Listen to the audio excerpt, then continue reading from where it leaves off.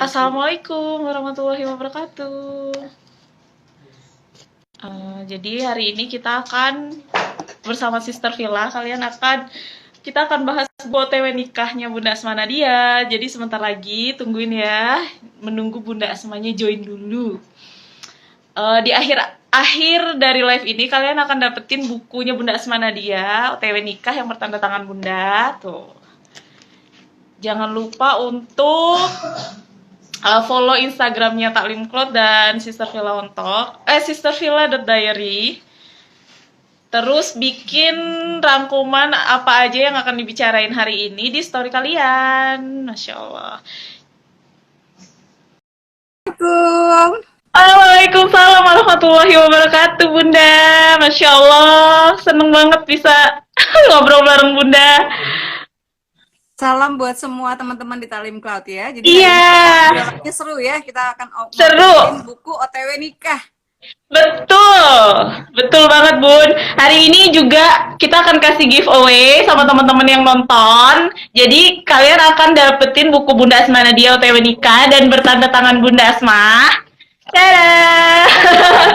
Dan buku barunya Bunda Asma Join Kas. Jadi kalian harus follow Instagramnya Taklim Cloud dan ikutin terus live ini sampai habis. Wow. Bunda, apa kabarnya Bun? Alhamdulillah baik. Jadi apa nih yang kita obrolin nih terkait Gini Bun. Nikah? Iya, buku ini kan cerita kumpulan cerita yang berkisah tentang dunia anak muda terkait hadirnya cinta sampai menjelang pernikahan nih. Beberapa tulisan ini nih sebelumnya aku udah baca. Jadi ada sekitar 14 cerita ya Bun ya. Ini OTW nikah ini adalah salah satu cerita yang di dalamnya itu tentang Putri Salsa, Caca, sama Azam sekarang suaminya. Itu apakah Bunda membuat cerita ini kisah nyata dari Caca dan Azam, lalu Bunda kemas secara fiksi, atau Bunda jadi apakah dari sini Bunda terinspirasi membuat kumpulan cerita tentang OTW nikah? Baik, Assalamualaikum warahmatullahi wabarakatuh, teman-teman sekalian. Waalaikumsalam warahmatullahi wabarakatuh. Allahumma sholli ala Muhammad wa ala alihi wa ashabihi wa man da'a bidakwatihi wa tamassaka bisunnati wa jahada fi sabilillah ila yaumiddin. Rekan-rekan sekalian, saya menjawab pertanyaan ya. Buku ini apakah terinspirasi? Ya, salah satu judulnya OTW nikah, dan kalau teman-teman buka buku OTW nikah ini di halaman persembahan itu ada tulisan untuk Putri Salsa dan Azam Hawari. Jadi buku ini terinspirasi dari prosesi lamaran gitu. Jadi waktu itu lamarannya Azam melamar Putri Salsa gitu ya. Dan waktu itu memang tagline yang dipakai sama Salsa untuk dekorasi ruangan yang juga sederhana itu dia bikin OTW nikah gitu. Gitu. Saya langsung mikir iya lucu juga ya buat buku gitu yang bisa mempersiapkan teman-teman single lila gitu supaya karena sebetulnya kan perjalanan kita ini setiap yang muslim-muslimah sebetulnya kan OTW nikah ya, tinggal OTW nikah jangka panjang atau OTW nikah jangka pendek gitu kan. Yang jangka pendek mungkin sudah menyusun tanggal gitu, sudah menyusun venue, tempat dan sebagainya gitu. Yang jangka panjang mungkin baru mendekap namanya dalam doa gitu ya, atau baru mudah-mudahan yang datang lamar gitu ya.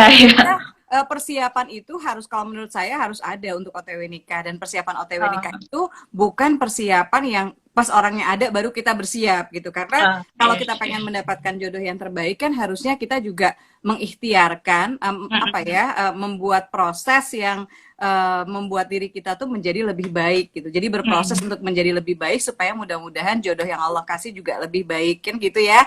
Yang sujud dapat sama yang suka sujud, yang mampu ya, yang sabar nanti dapatnya sama yang sabar gitu kan, itu sudah dijanjikan Allah. Nah, terkait Azam dan Salsa memang friend zone gitu loh awalnya. Oh, benar. Memang temenan, sahabatan gitu, dan mereka tuh bukan pasangan yang romantisnya kayak gimana gitu ya. Jadi sebetulnya ketika ini nanti giveaway-nya dengan Jodan Kas lucu juga gitu, karena juga lebih kurang menggambarkan, kalau saya pikir saya tulis itu lebih dulu sebelum saya kenal Azam, tapi lebih kurang menggambarkan Salsa sama Azam gitu. Salsa sama Azam mereka friend zone gitu, mereka temenan gitu kan, teman baik, sahabatan gitu, dan buat saya ini salah satu hal lain sih gitu, bahwa akhirnya kita menikah dengan sahabat itu orang yang benar-benar ngerti kita gitu, orang yang Iya. kita bisa nangis, bisa marah, bisa gimana Iya. gitu tanpa kita merasa Hmm. gimana-gimana. Jadi Iya. terinspirasi dari situ gitu, meskipun saya Heeh. sama mereka boleh nggak pakai nama Heeh. mereka di Oh gitu. friend yang OTW nikah, yang judulnya OTW nikah di buku. Oh. Gitu. Hampir semua yang tertulis di OTW nikah itu isinya tentang penantian dan prosesnya gitu. Jadi apa sih sebenarnya benang merah yang Bunda ingin sampaikan melalui buku ini? Sebetulnya benang merah yang ingin disampaikan ya tadi sih gitu, bahwa Mm-mm. setiap kita ya, setiap perjalanan yang kita lalui, setiap apa ya, setiap perjalanan yang kita lalui, setiap pengalaman mungkin dengan berbagai warnanya, ada yang membuat hati berbunga-bunga, ada yang membuat hati patah dan tersaruk dan jatuh tersungkur, putus Iya. asa gitu ya. Tapi itu sebetulnya proses OTW nikah gitu, proses yang nantinya akan mendewasakan kita, dan syukur-syukur ketika akhirnya seseorang itu datang ya, kan pada saatnya insya Allah jadi indah ya, ketika Iya. seseorang itu datang meminang kita ya, mudah-mudahan pada saat itu proses kita selama OTW nikah ya, dengan melalui berbagai pengalaman, kadang-kadang untuk sampai ke OTW nikah yang sebenarnya kita harus melalui mungkin bersinggungan dengan orang-orang yang lebih banyak membuat kita patah hati gitu dibandingkan membuat kita bahagia gitu. Tapi that's proses gitu, itu juga bagian dari proses yang sebetulnya menempa hati kita, mudah-mudahan menempa. Jadi gini, segala sesuatu tentang masa lalu hanya boleh dijadikan pembelajaran. Jadi nggak boleh membuat kita terikat, terkenang, kemudian nggak bisa move on, kemudian ketika akhirnya ada yang melamar kita jadi membanding-bandingkan gitu. Segala sesuatu terkait masa lalu hanya boleh dijadikan pembelajaran, hanya boleh kalau dia berupa hal-hal yang katakanlah salah atau tidak ideal atau tidak zalik, misalnya maksiat sekalipun ya, maka itu hanya boleh menjadi motivasi kita gitu ya, untuk bertaubat lebih serius, untuk mendekat ke Allah lebih serius. Jadi nggak boleh membuat kita justru terkenang-kenang dengan dosa, apalagi merindukan seseorang yang dia justru menyuruhkan kita pada dosa gitu. Dan it happens gitu ya, itu terjadi. Kan belakangan ini ramai ta'aruf nih Bun. Itu apa pendapat Bunda tentang ta'aruf, nikah muda gitu? Menurut Bunda bekal apa sih yang harus dipersiapkan untuk menikah dalam usia muda? Aku termasuk melihat Caca menikah dalam usia yang muda ya Bun ya. Sebetulnya muda ya, salah satu nikah seumur Asma sih kalau nggak salah, 23 tahun. Oh sama ya. Nah, jadi buat teman ini yang diomongin Salsa ini maksudnya Putri Salsa ya. Iya, Caca anaknya Bunda. Sulungnya Asma, jadi anak sama penulis juga. Dulu dia menulis buku-buku KKPK, terakhir dia menulis buku ini, Fallen You. Nah, yang apa ya, kalau buat saya sendiri sama Salsa itu sebetulnya dari awal sama ayah kita sudah mengizinkan anak-anak untuk nikah muda. Jadi apa ya, kecuali Adam ya, saya belum tahu akan diizinkan apa enggak. Tapi intinya anak-anak itu boleh nikah muda ya, karena memang pernikahan itu kan tidak, kalau buat saya umur tidak menggambarkan kematangan gitu. Tentu saja mudanya bukan yang belum siap, yang gimana gitu ya. Itu bisa mengalahkan umur, meskipun kadang-kadang ya orang yang sudah harusnya dewasa malah nggak dewasa gitu. Jadi buat saya nikah muda itu positif aja gitu ya. Tapi buat teman-teman yang pengen nikah muda, pastikan teman-teman meraih dulu nih kepercayaan orang tua. By the way, sayang di YouTube channel Asma Nadia itu ada beberapa bahas terkait ini, karena saya sama suami bikin salah satu playlistnya adalah apa ya, jadi kayak obrolan couple talk gitu. Couple talk itu salah satu tanpa pacaran, kemudian terkait ta'aruf, kemudian 7 catatan penting ta'aruf ya. Mudah-mudahan bisa juga subscribe nanti di YouTube channel Asma Nadia. Dan mudah-mudahan ikut memperkaya nih teman-teman yang menuju OTW nikah ya, apa saja yang perlu dipersiapkan, kemudian yang ingin menempuh jalur ta'aruf gitu ya, apa aja yang harus diperhatikan. Karena ta'aruf kan bukan momen saling pandang ya. Bukan momen yang dia pandang kita memandang dia gitu. Ta'aruf itu momen untuk teman-teman mengumpulkan informasi sebanyak-banyaknya gitu ya terkait si calon gitu. Jadi ketemu ya untuk menggali informasi dan menjajaki misalnya peluang-peluang di masa depan, kira-kira kalau jadi sama dia potensi masalahnya apa. Itu sebetulnya bisa ditebak sih gitu. Dan dalam waktu dekat tuh akan terbit lagi, akan dicetak ulang lagi Asma Nadia, judulnya Catatan Hati Pengantin. Jadi kisah seru, haru pengantin baru. Nah, mudah-mudahan ini yang bisa menyiapkan teman-teman singgelilah yang harap mudah-mudahan segera ya, saya doakan nih yang jomblo yang saat ini bergabung ya. Amin. Insya Allah mudah-mudahan cepat beroleh jodohnya ya. Dan mudah-mudahan jodohnya tidak pandemi segera berlalu dan cepat dihamili. Amin. Tapi yang menarik gini, apa Bun?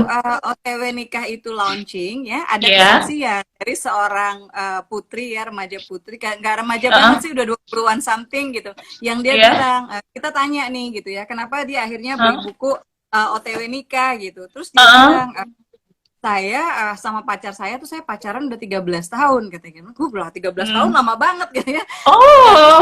Saya bilang, terus kenapa nggak nikah-nikah gitu ya? Itu Bun gitu, dia belum melamar saya juga, makanya saya pengen beliin buku OTW nikah ini buat jadi kode keras gitu supaya gitu.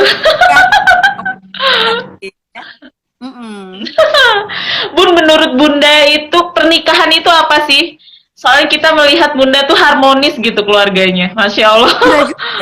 Enggak juga pasti ya, dalam setiap rumah tangga tuh pasti ada perkara, pasti ada hal-hal yang nggak cocok. Kalau perempuan tuh pasti ada momen ngambeknya gitu ya, betul juga gitu ya. Tapi yang jelas gini, saya pikir pernikahan itu bersatunya gitu ya, dua jiwa, dua karakter yang berbeda gitu, yang tidak sempurna tapi berusaha saling menyempurnakan, berusaha saling mengompletkan gitu ya satu sama lain. Dan bagi saya ya pernikahan jelas ibadah, dan pernikahan itu untuk bahagia gitu. Makanya saya gemas juga gitu dengan Ikhwan yang misalnya nyari istri yang mau diajak susah. Dalam hati saya ini belum nikah kok udah mau ngajak susah sih, bukan mau ngajak bahagia gitu ya. Benar. Bahwa istri yang salihat ya, pasangan yang soleh itu dia akan siap kok diajak bagaimanapun, diajak susah gitu ya, diajak susah bisa sabar, diajak senang dia bisa syukur gitu kan. Tapi yang jelas kan bukan dari awal kita niatnya nyusahin anak orang kan gitu. Menikah itu untuk bahagia gitu. Bun, kan banyak stigma yang muncul bahwa ketika wanita menjadi istri dan ibu rumah tangga itu wanita harus mengorbankan impiannya. Apa Bunda setuju nggak sih sama pernyataan itu? Saya nggak setuju, karena kalau buat saya yang baik itu akan akan membangun potensi istrinya. Dia akan membangun misalnya apa sih yang bisa, dia akan membina. Dia kan imam nih ya. Dia imam yang menuntun istrinya, menuntun anaknya menemukan potensi terbaik gitu. Dan saya bersyukur bertemu dengan seseorang ya yang memang memahami itu gitu dan mendukung Asma gitu. Kadang-kadang orang nggak percaya juga, masa sih Asma Nadia bisa ke 72 negara suaminya ngizinin. Silakan tanya. Saya nggak pernah pergi traveling tanpa izin suami dan tanpa keridoan anak-anak gitu. Jadi dua itu harus saya dapetin gitu. Dan terkait ini, kalau buat saya sebelum menikah pun saya udah ngomong sih sama suami. Jadi nostalgia nih ya, sebelum menikah itu Asma pertama suami udah tahu bahwa Asma penyakitan. Jadi Asma punya penyakit dulu tuh jantung, paru-paru, gegar otak. Asma ada tumor, ada 5, operasi masih ada lagi. Jadi Asma penyakitan. Sampai waktu itu ibu mertua Asma tuh, ibunya dia sempat nanya, kamu yakin mau nikah gitu sama dia gitu, sama Rani gitu. Karena kayaknya banyak banget gitu. Tapi suaminya waktu itu iya gitu, insya Allah lah, Bismillah gitu. Ya sudah gitu. Ya suami juga sosok yang punya dan ini buat saya penting ya, salah satu karakter yang teman-teman lihat ke calon pasangan nanti. Apakah dia bisa mempertahankan prinsipnya. Nah suami misalnya udah menikah ke Asma, orang bilang apa, dia udah bisa mempertahankan tekad dia gitu, bahwa dia mau nikahnya sama Asma gitu. Nah jadi itu gitu. Kemudian saya sudah ngomong ke suami bahwa waktu itu jam terbang ada untuk ngisi-ngisi acara ya, dengan nasyid bestari juga, ada nasyid perempuan. Kemudian dengan Asma ngisi acara di kampus, di sekolah gitu ya, taklim gitu. Nah waktu itu Asma udah bilang ke dia GR-nya nih ke depannya masih Asma akan masih punya jam terbang itu. Jadi Asma tanya, boleh nggak nanti saya minta waktu saya yang menjadi hak suami gitu ya, yaitu hakmu gitu, boleh nggak saya minta sebagian untuk umat gitu. Dan waktu itu dia mengizinkan. Jadi meskipun dia tahu resikonya bahwa kalau istrinya pulang dari Lampung gitu, perjalanan apalagi perjalanan yang jauh naik kereta gitu, bahwa istrinya mungkin akan tepar dulu karena fisik saya lemah. saya mungkin akan tepar 3 hari capeknya gitu ya, itu dia nggak masalah gitu, dia dukung waktu itu. Dan buat saya itu salah satu poin sih gitu yang saya lihat gitu. Selain yang saya kagumi sama suami itu waktu kita ta'aruf dan saya sama temen diajak ke rumahnya, jadi dengan seorang teman muslimah diajak ke rumahnya, kemudian bertemu sama ibunya. Yang saya salut adalah bagaimana cara dia memperlakukan ibunya. Dan buat saya, para istri jangan khawatir dengan suami yang dekat sama ibunya, karena kalau dia lelaki yang soleh dan ibunya soleh, kita justru beruntung karena lelaki ini akan mendengar nasihat-nasihat ibunya. Nah, salah satu nasihat ibu waktu kami ke KUA itu adalah tolong jangan sakiti istrimu, karena kalau kamu menyakiti istrimu, kamu menyakiti ibu. Nah, buat saya itu something banget gitu ya. Iya, Masya Allah. Jadi kadang-kadang kan yang akhwat takut ya kalau nikah dengan suami yang terlalu dekat sama ibunya, nanti kayak saing-saingan gitu. Enggak kok gitu. Ibu itu jangan dianggap lawan. Ibu mertua itu harus dianggap ibu kandung ya. Dianggap ibu yang kita harus bersyukur dengan semua kebaikan suami yang kita dapatkan, karena kebaikan itu adalah hasil didikan ibunya gitu. Bun, pernikahan ideal seperti apa sih yang menurut Bunda gitu? Mengingat Bunda kan selain seorang istri, ibu 2 orang anak, yang Masya Allah Bunda penulis terkenal. Bagaimana cara Bunda membagi porsi tanggung jawab dan tidak keteteran gitu? Teman-teman yang follow Asma di Instagram itu mungkin beberapa kali melihat di Instastory Asma posting terkait, biasanya Asma posting kalau Asma juara main ludo di iPad gitu ya, main aplikasi ludo ya. Dan saya ini aslinya nggak suka main gitu, tapi saya main itu buat saya cuma kalau saya bersama keluarga. Jadi teman-teman nggak akan menemukan Asma Nadia itu di handphonenya misalnya main game gitu. Itu jarang banget, kayaknya hampir mungkin seumur hidup bisa dihitung berapa kali gitu ya. Kalaupun main misalnya yang terkait memori atau apa gitu, biasanya jarang sih gitu. Jadi kalau saya jarang main. Nah, saya main itu cuma sama anak-anak. Jadi dari dulu pun kalau ada anak-anak saya nggak nulis dulu. Jadi kalau ada anak-anak, saya main dulu sama anak-anak ya, saya ngobrol sama mereka, saya dengerin cerita mereka gitu ya. Ketika mereka tidur biasanya baru saya nulis gitu. Itu ketika saya punya anak-anak. Nah, tapi ada masa-masanya misalnya ketika ini yang novel udah mau selesai gitu ya, seperti yang tadi bukan ya. Doakan yang ketiganya bisa segera rilis novelnya. Ketika udah mau selesai nulis, kemudian aduh lagi nanggung gitu ya, saya akan minta izin dulu gitu. Bunda boleh nggak ke atas dulu? Dan setiap saya nulis, saya ada satu ruangan tersendiri, tapi itu nggak pernah dikunci dari dulu. Jadi anak-anak boleh masuk, mereka boleh keluar masuk, boleh gangguin bundanya gitu. Karena saya kira profesi penulis itu justru salah satu yang saya syukuri yang Allah berikan, karena saya tetap bisa berkarya, saya tetap bisa membangun eksistensi gitu, tapi tanpa, karena menulis itu bisa di mana aja termasuk di rumah, tanpa melepaskan golden moment gitu bersama anak-anak gitu. Jadi itu sih buat saya yang something banget gitu loh, bahwa saya bisa bareng sama anak-anak gitu. Jadi ya mengutamakan keluarga ya Bun.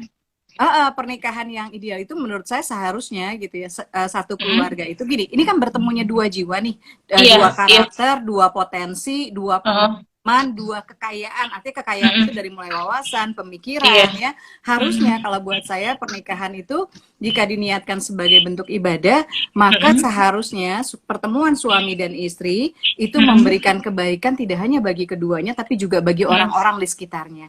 Jadi ada kemanfaatan yang dirasakan oleh orang-orang di sekitar mereka. Ada kemanfaatan yang dirasakan oleh umat gitu ya, dengan persatuan mereka.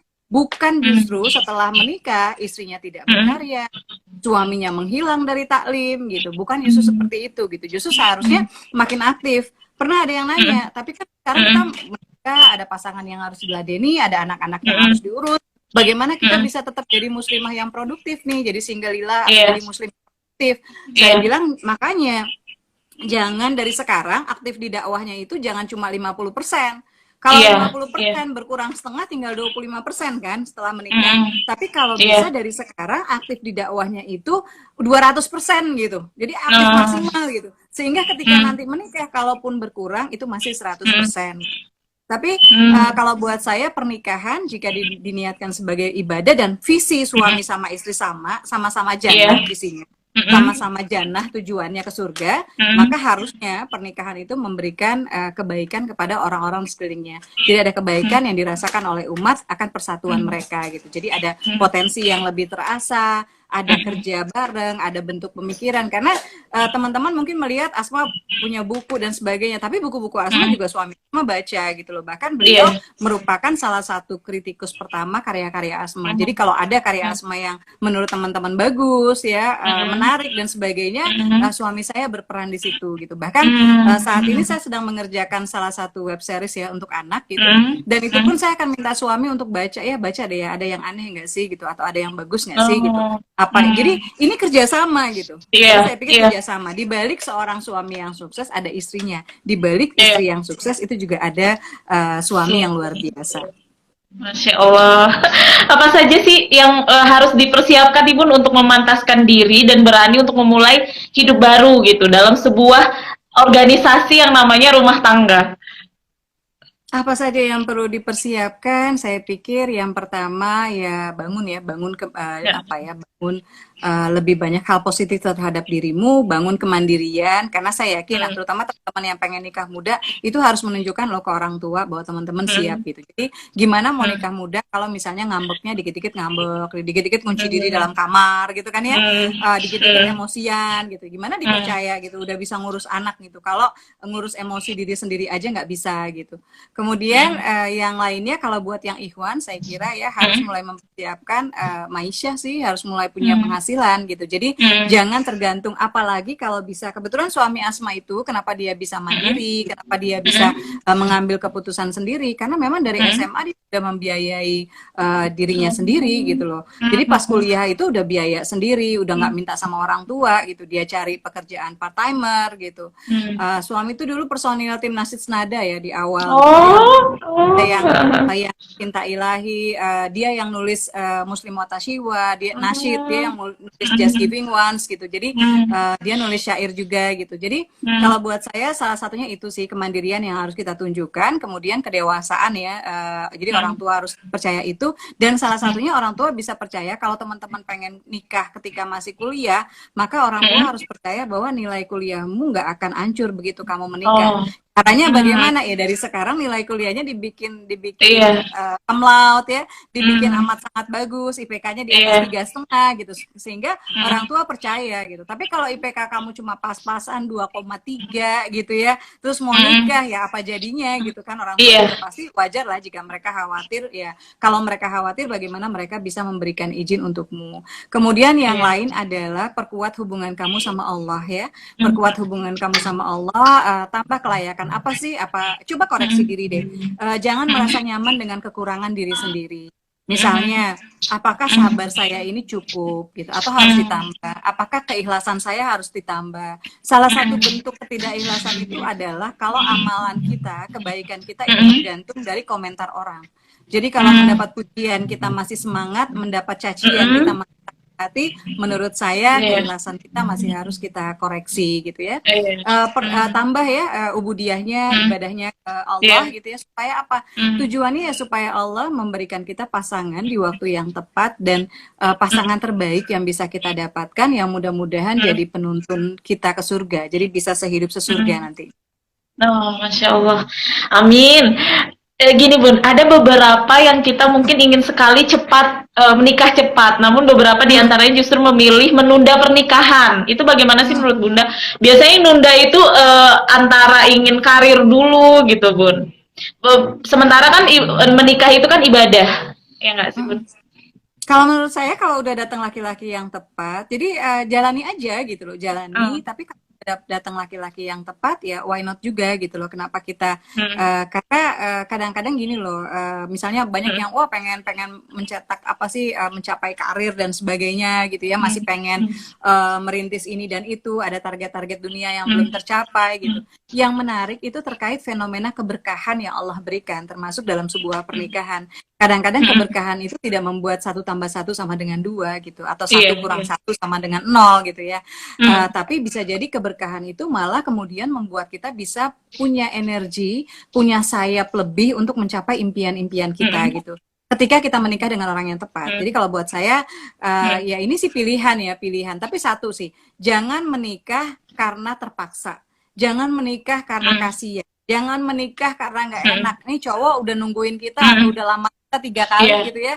Tapi misalnya, nah Iya. tapi perlu dilihat, misalnya ada nggak hal-hal, apakah misalnya keberatan-keberatan kita itu selaras ya berbanding lurus dengan keberatan-keberatan Allah atau ketidaksukaannya Allah. Misalnya kita nih dia mendekati kita, jadi ada laki-laki yang pengen melamar kita atau sudah melamar kita, tapi kita nggak suka. Iya. Tapi nggak sukanya memang hal-hal yang Allah juga nggak suka. Misalnya dia suka minuman keras, atau misalnya pergaulannya bebas, atau misalnya narkoba, atau misalnya dia ngerokok misalnya ya. Kalau buat saya merokok itu big no sih gitu. Saya dari awal misalnya itu punya pasangan yang tidak suka bola dan tidak, selain soleh ya, tidak suka merokok gitu. Nah, tapi kalau buat teman-teman ya ada juga yang kemudian merokok kemudian mengalahkan rokoknya gitu loh, saking cintanya gitu ya untuk mereka. Jadi kalau buat saya teman-teman apa ya, yang penting gini, jangan menolak. Kalau menurut saya gini, jangan menolak. Kan hadisnya kan juga gitu ya, kalau ada seseorang yang baik datang untuk menangmu gitu ya, maka jangan ditolak. Kalau ditolak akan ada fitnah. Tapi laki-laki yang baik ini laki-laki yang baik. Nah, kalau misalnya ternyata dia punya kekurangan-kekurangan, misalnya kebiasaan gambling, judi gitu ya, kalau juga nggak suka, kamu nolak nggak apa-apa gitu. Tapi kalau buat saya menunda, misalnya menunda, apakah kita atau Allah yang lebih tahu kapan kita siap? Itu loh maksud saya gitu. Jadi kalau misalnya kita menunda, ya itu hakmu sih gitu. Tapi kalau menunda misalnya karena, misalnya aduh ibu saya masih sakit, ibu saya sakit-sakitan dan sekarang benar-benar membutuhkan perhatian saya, itu hal lain ya. Tapi kalau menunda padahal udah banyak yang datang gitu ya, sementara sebetulnya nggak punya alasan yang kuat gitu, nggak punya alasan yang gimana gitu. Dan terkait ibu sakit juga siapa tahu suami yang apa, calon suami sebetulnya malah pengen ya ikut bantu gitu ngurus ibu gitu. Itu kan satu pernikahan sendiri gitu. Tapi kalau menurut saya sih tidak selalu gitu calon itu datang sesuai dengan yang kita harapkan. Tapi kalau buat saya mudah-mudahan ya, kalau kita rutin nih gitu, kita rutin berdoa, kita rutin meminta kepada Allah, mudah-mudahan dia akan datang di momen yang terbaik. Ya, dan itu Allah lebih tahu kapan momen terbaik itu gitu loh dibanding Bun, perlu nggak sih kita merasa khawatir atau was-was? Ini seperti cerita suami idaman dalam OTW nikah, ya kan? Aku itu pikir karena tokoh point of view aku tadinya aku pikir itu sahabatnya, ternyata itu nurani hatinya, Bun. Itu Masya Allah ceritanya luar biasa, Bun. Itu perlu nggak sih, Bun, kita merasa nurani itu kan memberikan, hati nurani itu memberikan apa ya, motivasi gitu, saran gitu, nasihat-nasihat yang baik pada dirinya Nirina. Nirina. Jadi iya, suami idaman. Di suami idaman ya di buku OTW. Iya, suami idaman. Kalau iya. Saya ketika kita nggak punya siapa-siapa atau saat kita sendiri, nurani itu sangat bisa diajak bicara gitu. Nurani hati yang jernih ya, qalbun salim gitu ya, maka dia akan memberikan getaran tersendiri sih. Misalnya ketika kita misalnya harus memilih tapi kita ragu-ragu, sebetulnya ketika ragu-ragu itu bisa jadi pada saat itu nurani kita bicara gitu loh. Nurani kita kalau memang dia jernih ya, mudah-mudahan dia bisa menangkap hal-hal yang oke, ini memang nggak baik buat saya gitu, dan itu menjadi firasat sendiri gitu. Tapi juga nggak berarti segala sesuatu harus pasti nurani ya, nggak juga. Ya, nurani yang jernih itu ada ketika hubungan kita ke Allah itu baik. Ketika hubungan kita, ibadah kita gitu ya, relasi kita ke Allah itu kuat, maka nurani kita bisa kita jadikan sandaran. Jadi bisa diajak ngobrol nurani kita gitu ya, bisa pertimbangan-pertimbangan diri juga akan lebih matang gitu, karena kita sebetulnya tidak hanya bersandar pada diri kita, tapi juga bersandar pada doa-doa yang kita panjatkan kepada Allah gitu. Jadi buat teman-teman semua ya, penting banget. Kalau buat saya gini, sebelum menikah kan pengen banget, orang mau pengen banget nikah ya, kadang-kadang ada juga yang menjadikan pernikahan itu sebagai media pelarian karena betul. Di rumah misalnya nggak islami, kemudian capek dengan orang tua gitu yang tidak satu visi gitu dalam Islam gitu. Nah, satu hal kalau buat saya, baiknya menikah itu bukan pelarian, baiknya menikah itu memang diniatkan sebagai ibadah, menjadi sebuah momen yang indah, karena ketika dia merupakan pelarian maka nggak jadi best moment ya kalau menurut Asma gitu. Dan akhirnya apa? Kita masih ada persoalan-persoalan yang belum selesai, ya belum kita selesaikan, tapi sudah kita bawa ke pernikahan gitu. Sementara pernikahan itu sendiri bisa menjadi momen penuh pelangi, tapi juga bisa menjadi momen penuh uji gitu. Nah kita tahu nih gitu. Nah baiknya setiap kita dari sekarang sambil kita OTW nikah, kita sudah Mm-mm. mempersiapkan misalnya hal-hal apa sih yang mesti kita koreksi, atau Mm. persoalan-persoalan apa yang belum selesai, persoalan diri yang Mm. belum selesai. Itu menurut Mm. saya penting banget untuk teman-teman apa ya, untuk teman-teman evaluasi ya, kemudian Iya. teman-teman pastikan sehingga misalnya nih Mm. ada yang Iya. masih belum bisa move on sama mantan, sementara undangan Mm. nikah udah dicetak. Nah itu tuh kamu bener-bener kamu Mm. harus move on. Kamu harus move Mm. on. Ada yang masih kadang-kadang tertarik-tarik. Nah kamu harus memutuskan tuh tarikan-tarikan, ikatan-ikatan yang nggak baik di sekitar kamu. Mm. Misalnya dari Iya. teman, dari sahabat. Kalau dia nggak membawa ke surga itu harus kamu putusin. Supaya apa? Mm. Supaya ketika kamu menikah, kamu nggak menjadi pribadi penuh masalah yang menikah, Mm. tapi Mm. kalau bisa idealnya ya Mm. harapannya Iya. itu kamu sudah setiap diri suami sudah nggak punya masalah-masalah dengan dirinya, Mm. calon istri sudah nggak punya masalah dengan dirinya, sehingga pertemuan keduanya ketika OTW nikah kemudian terwujud Iya. ya, itu adalah Mm. pertemuan yang dua pribadi, dua potensi, dua kader dakwah yang siap Mm. berbuat untuk itu. Mm. Iya. Tapi Keren energi, banget. tenaga, Mm. waktu, energi, tenaga, waktu, dan pikiran itu akan Mm. terkuras. Boro-boro kita bisa berbuat atau menebar kebaikan ke sekitar. Mm. Kalau kita masih punya banyak masalah di diri yang akhirnya waktu Iya. kita tuh capek untuk masih sering insecure, masih sering Iya. cemburuan, masih nggak bisa Iya. bersangka Iya. baik sama pasangan gitu. Nah Iya. akhirnya pernikahan malah menjadi apa ya, medan pertengkaran gitu, dan bukan Mm. menjadi oase kebahagiaan. Gitu. Ah, pernikahan itu kata Bunda tadi penuh pelangi, tapi kadang juga ada ujinya, penuh uji. Mm-mm. Bun, sama ini aku ada satu favorit aku juga cerita di dalam OTW nikah ini. Mm. Itu yang jadilah istriku. Yang aku tangkap sih suami dia sudah menikah, tapi dia mengharapkan wanita yang punya intelektual yang sama dengannya. Iya nggak sih Bun? Itu pesan apa sih yang Bunda ingin sampaikan di Jadilah Istriku ini? Jadi cerpen Jadilah Istriku itu, Rea, buat rekan-rekan Uh-uh. semua, cerpen-cerpen lain. Kalau cerpen-cerpen Uh-uh. lain di buku OTW itu berkisah tentang masa-masa sebelum menikah, Iya. tapi khusus Iya. untuk Jadilah Istriku itu justru memberikan gambaran kehidupan atau ujian, sebuah bentuk ujian Iya. dalam pernikahan.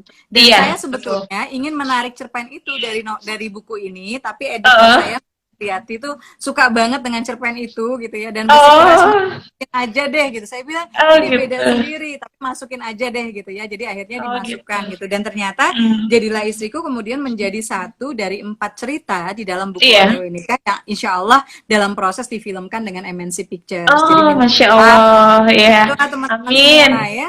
Tapi Iya, iya kalau Bun. menurut saya gini juga sih, suami Uh, istri mungkin punya harapan-harapan sebelum pernikahan Iya, ya. Ada iya, yang iya. pengen pasangannya cerdas, ada yang pengen punya harapan pasangannya sabar, ada yang pengen pasangannya itu mengalirkan keteduhan, dan ternyata harapan-harapan ini kan nggak selalu benar gitu, nggak selalu sesuai dengan kenyataannya gitu Iya. ketika kita menikah gitu. Nah cuma ketika kita menikah kita harus menerima segala sesuatu gitu. Tapi salah satu yang ingin saya sampaikan juga memang sih selalu ada godaan dari luar ya, dari orang ketiga gitu loh, pernikahan itu gitu. Dan seorang istri, kalau buat saya di buku Jadilah Istriku itu ini sih ada satu, saya berharap cerita itu membawa satu pemikiran gitu loh kepada para istri. Ini nggak tahu ada para istri nih nggak denger ya, kepada para istri ini berada dalam dilema gitu. Misalnya gini, ketika suami melakukan kesalahan, ketika suami tergoda, atau suami misalnya ketika istri tergoda, lalu apa yang harus dilakukan?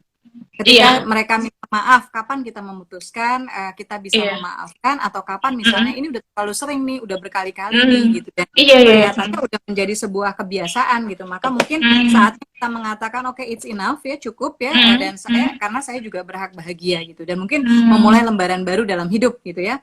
Tokoh di novel Sehidup Sesurga Denganmu itu melakukan itu, jadi dia tidak mendapatkan, jadi tagline-nya itu di buku itu, ketika bukan kita pertama yang mengantarmu ke surga ya. Kadang-kadang kita nggak tahu rahasia Allah ya. Iya, betul. Tapi ketika kita menikah, kita harus siap untuk bahagia, tapi siap juga bahwa pernikahan itu tidak melulu warna-warni pelangi. Gitu loh. Jadi mentalnya harus kuat, harus siap, dan apalagi yang menikah misalnya dengan orang tua yang memberikan izin setengah hati, mungkin kita harus lebih banyak menanggung semuanya sendiri ya gitu. Jadi harus kuat, pribadi yang mau menikah itu dua-duanya harus kuat. Dan kenapa tadi Asma menyebutkan tentang perkuat hubungan sama Allah, karena kalau pribadi-pribadi ini nggak kuat, persoalan pernikahan ujian-ujian pernikahan tuh banyak dan kadang-kadang nggak terbayang ya. Kalau teman-teman Mhm. pengen tahu apa, salah satunya buku Istri Kedua itu menggambarkan Iya. itu gitu. Itu Iya, iya. kadang-kadang nggak terbayang gitu, nggak terbayang ujian-ujian yang menanti kita gitu. Dan karena Mhm. itu kita harus siap dan kita harus kuat. Dan kita nggak akan kuat kalau kita bersandar dengan diri sendiri. Mhm. Satu-satunya Mhm. cara kita kuat kalau kita bersandar kepada yang maha kuat, kepada Oh, iya. Allah. Maka nggak bisa enggak hubungan kita sama Allah itu harus bagus, Mhm. harus mesra, harus indah. Iya. Bicara tentang istri kedua tadi Bun, beberapa cerita Bunda ini tentang poligami gitu. Hmm. Ini ya kita lihatnya kan Bunda tidak mengalami poligami gitu Bun.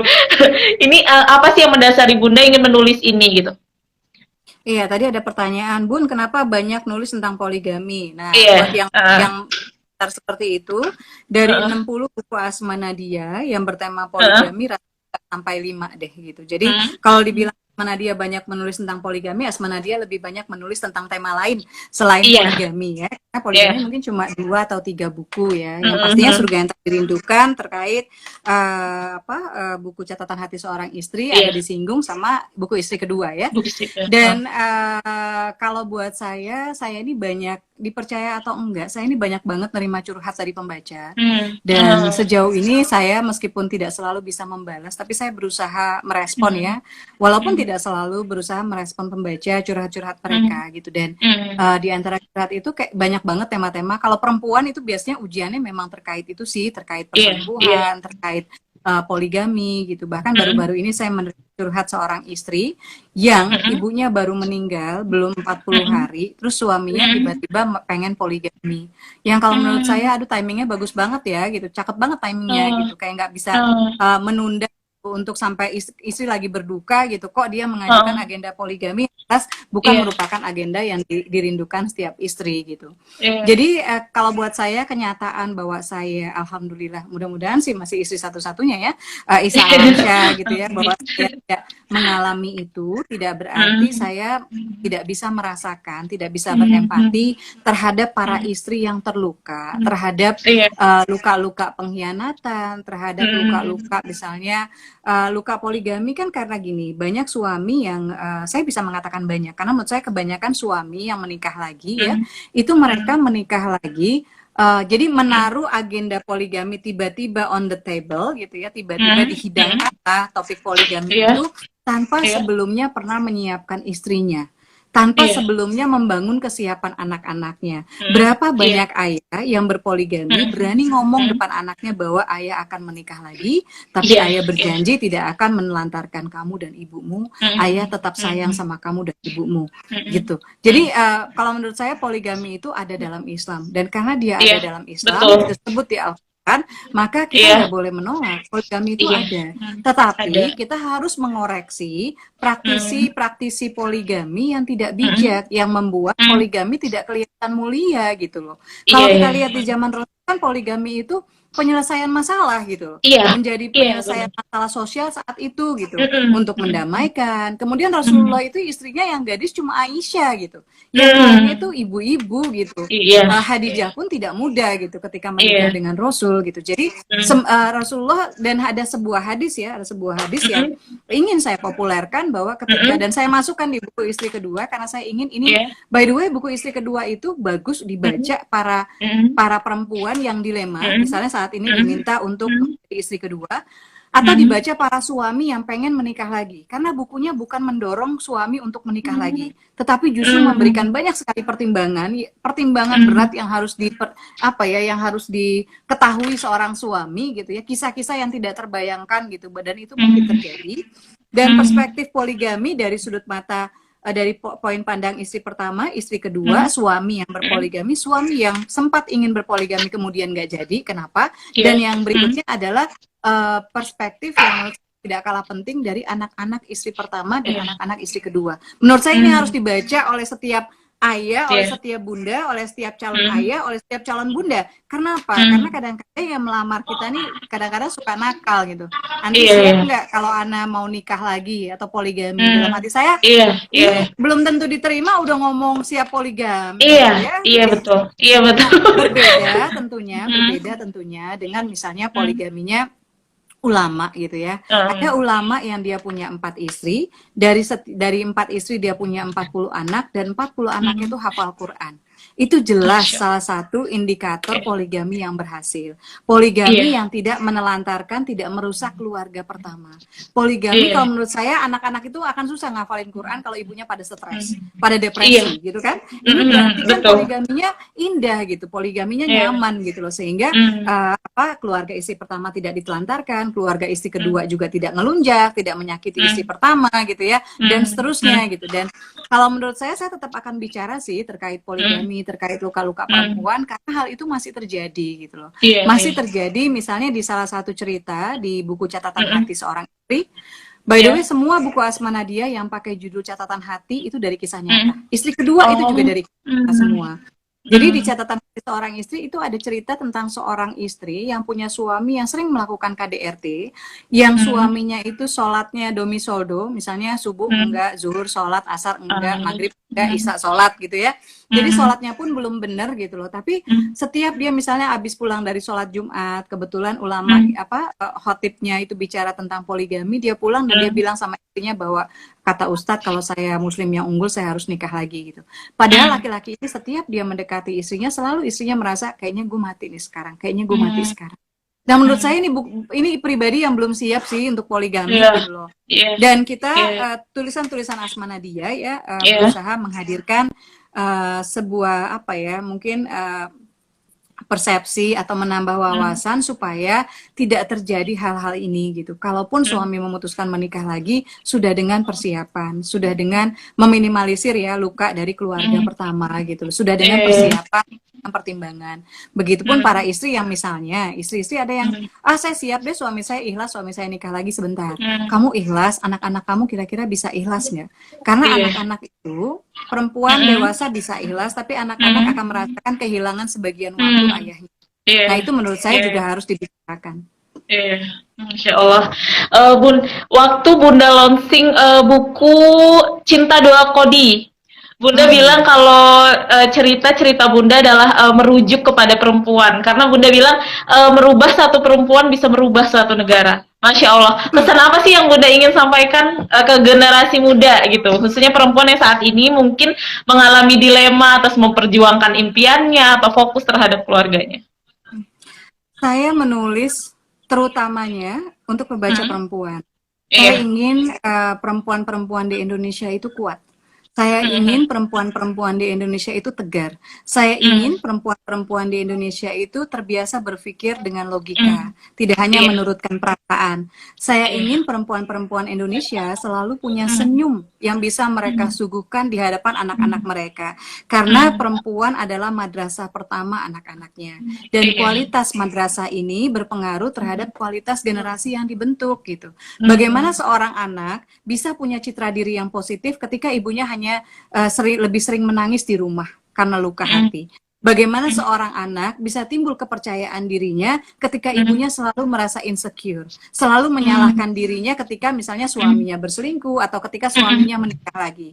Bagaimana seorang istri bisa tidak kehilangan kewarasan gitu ya dengan semua luka-luka itu gitu. Makanya kalau teman-teman lihat di buku Asma Nadia misalnya kayak di Surga yang Tak Dirindukan atau di di buku Istri Kedua atau di Catatan Hati Seorang Istri, itu nggak ada Iya. tuh cerita yang saya menganjurkan ketika suami selingkuh kita ke dukun, ketika suami selingkuh kita main guna-guna gitu. Itu nggak ada gitu. Saya nggak menganjurkan kesyirik gitu. Bahkan Iya, di iya. salah satu cerita di Catatan Hati di Setiap Doaku itu ada seorang istri yang benar-benar mengalami suaminya itu selingkuh, bahkan lupa diri, bahkan jadi selingkuhannya itu sendiri terkena narkoba. Jadi akhirnya suaminya terbawa narkoba.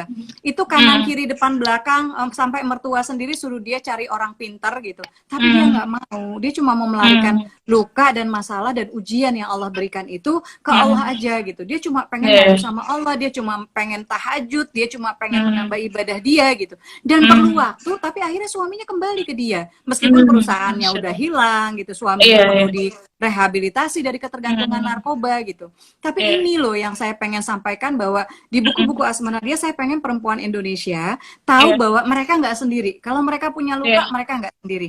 Ada banyak iya. perempuan, ada banyak istri yang juga mengalami luka yang sama.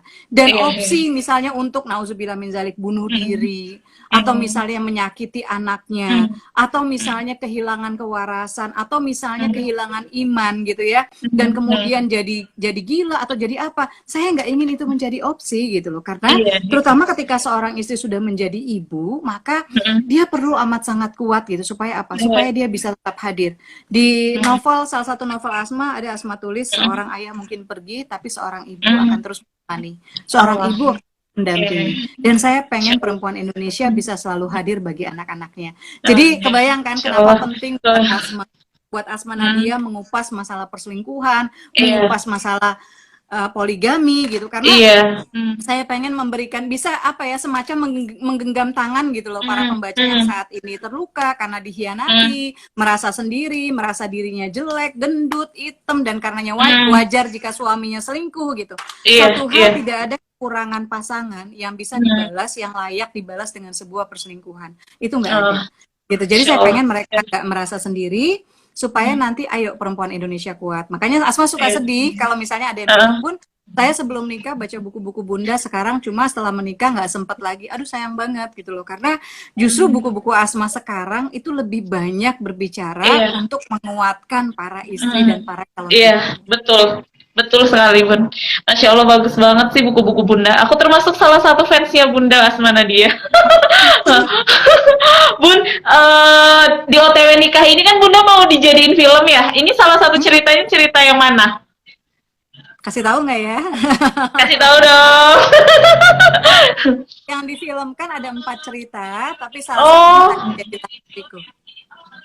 Salah satunya jadilah istriku. Tapi kisahnya nanti ada kisah yang mudanya juga kok, yang remajanya juga gitu, yang saya pengen anak muda juga ketika OTW nikah juga mereka apa ya, ada perwakilan dari pemikiran mereka di situ gitu. Jadi ada yang jelas pemerannya itu dari mulai yang remaja ya sampai yang jadi insya Allah ceritanya gitu. Oke deh, Bun. Ngomongin soal Jo and Kas, buku Bunda yang baru nih, sedikit aja ya Bun ya. Bun inget nggak buku ini? Ingat nggak buku ini? Ini tahun 2004 ya Bun. Ya, itu yang terbaru, versi terbaru. Aku belum datang Bun. Yang baru. Jadi lagi nunggu karena PO ya Bun ya. Itu bedanya apa sih Bun, Jo and Kas yang baru sama yang 101 dating Jo and Kas? Sebetulnya sama aja, cuma biasanya ngedit sih. Jadi biasanya ada editing, ada penyempurnaan, ada penguatan gitu. Misalnya di buku Jo dan Kas ini saya lebih membuat highlight gitu terhadap misalnya hubungan-hubungan gitu, terhadap misalnya kita atas nama pacaran, kemudian seorang laki-laki berhak menyuruh atau meminta ini dan itu. Mudah-mudahan lebih kuat sih pesan untuk anti bucinnya gitu. Keluar dari situasi toksik ya, hubungan yang toksik yang nggak membuat kita lebih baik gitu. Iya deh. Terima kasih banyak sebelumnya Bun. Aku suatu kehormatan bisa bicara dengan Bunda Asma Nadia. Masya Allah. Masya Allah. Terima kasih banyak. Kita enggak Bun. Oh enggak ya? Iya. Kita enggak. Jadi yang aku tanyain tadi itu adalah pertanyaan yang udah mereka kasih tahu dulu ke kita gitu. Oke, siap. Ya, jadi mudah-mudahan satu ya, kalau pesan-pesan terakhir ya sebelum Asma tutup di Asmanya semudah-mudahan satu, seorang istri, seorang suami kalau bisa cari istri yang suka membaca, cari suami yang suka membaca, karena ketika mereka suka membaca maka saat mereka tidak kuliah lagi pun, saat mereka sudah bekerja, saat mereka sudah menikah, ada satu pintu keilmuan, pintu wawasan yang akan selalu terbuka gitu, yang akan menambah wawasan calon istri dan suami. Jadi banyak membaca, karena dari membaca itu kita bisa mendapatkan buku-buku positif, itu bisa membuat kita punya bubble positif gitu yang melindungi kita dari bantingan-bantingan atau aura-aura negatif di sekitar kita. Dan kemudian kalau karena ini sedang pandemi, kalau teman-teman sulit mendapatkan buku-buku Asma Nadia, teman-teman bisa mendapatkannya via ada 2 sih di sini, ada @toko Asma Nadia, ada juga akun Asma Nadia Things. Di Asma Nadia Things itu bertanda tangan semua buku-buku yang teman-teman pesan ke sana, tinggal DM aja akunnya.